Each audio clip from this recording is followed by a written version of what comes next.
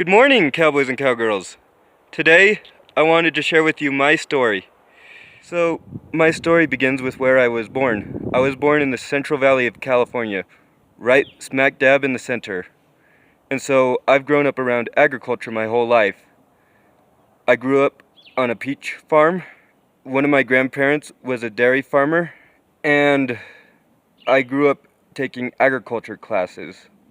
And so, from an early age, I've developed a strong appreciation for agriculture.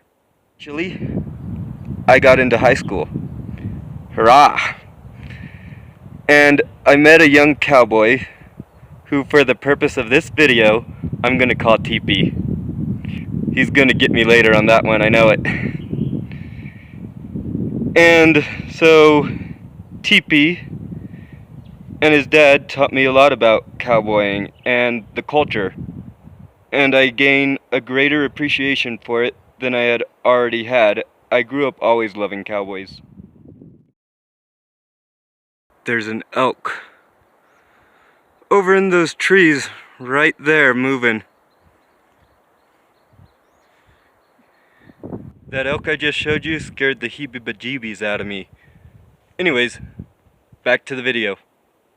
So eventually, it came time for me to spread my little wings and fly into the world, go to college and get a job.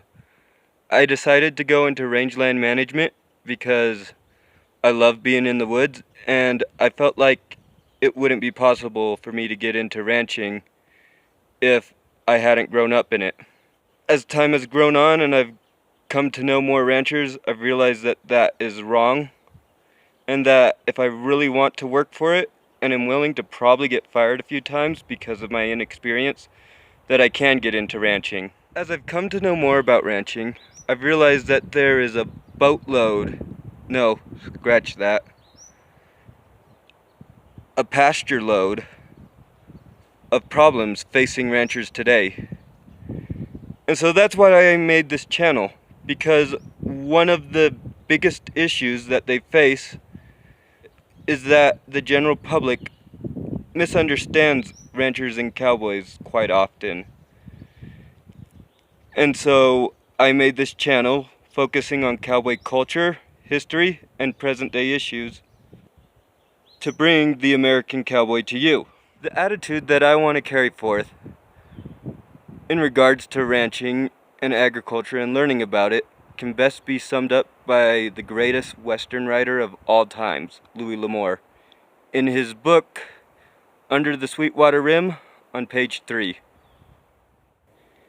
The ability to observe with intelligence and learn from all who could teach are invaluable qualities.